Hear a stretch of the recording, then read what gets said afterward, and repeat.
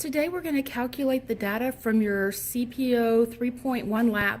The first thing you need to do is you need to transfer data from time A to time A and from time B to time B. Take a second now and go ahead and get that done.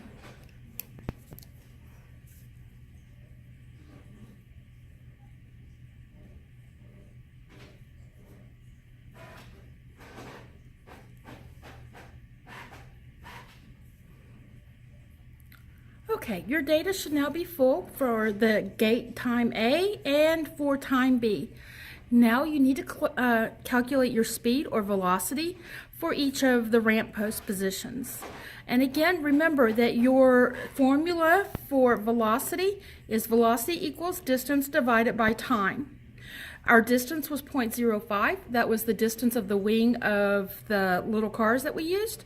So we're going to do 0.05 divided by 0.0672. 0.05 divided by, in my case it was 0.0672 equals, and you need to carry it out 2 spots past the decimal, so in this case it would be 0.74. 0.74. And again, now take a second and calculate all of your velocities.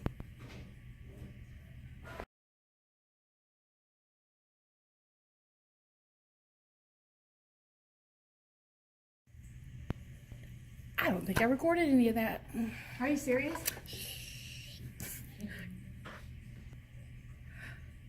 Okay, great. Your paper should look like this. Now we are going to flip over to the back, and your data will not be exactly like mine. And on the back, you will see that we have velocity for gate 2 and velocity for gate 1. Those are going to come straight from the front, velocity 1 and velocity 2. So take a second now and transfer those velocities over to the back side.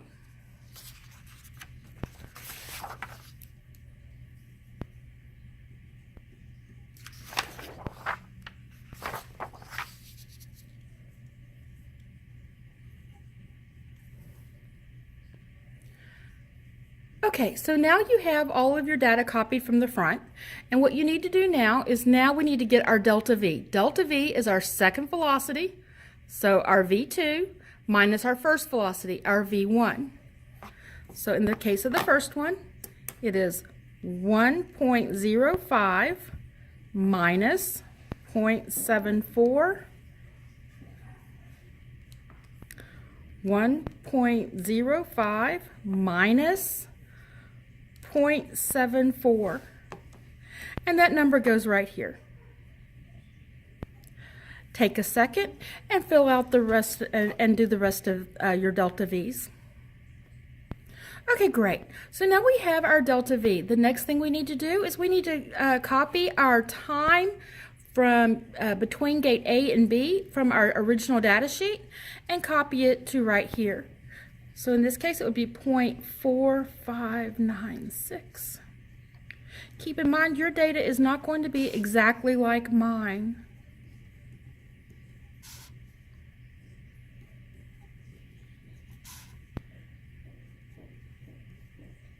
If you need more time, go ahead and hit pause. Okay, so now we need to calculate our acceleration. Acceleration is our delta V divided by our time between the two gates. That is how long it took to get from one speed to the next.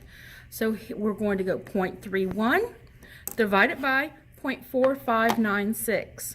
0.31 divided by 0.4596.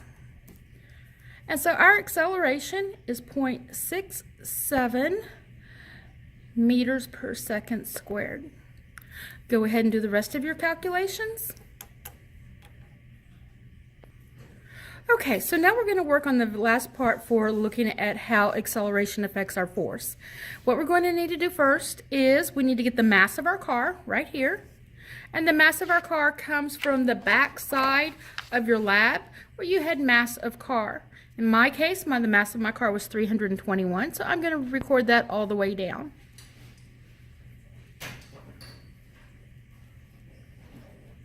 And then I need to get my acceleration from our previous step. My acceleration here was 0.67, 1.74, 3.07, 4.45, and 6.19. And now we need to calculate our force. The formula for force is mass times acceleration. So we take our mass times our acceleration, and that gives us our force. So in this case, 321 times 0.67 equals 215.07 grams per meters per second squared.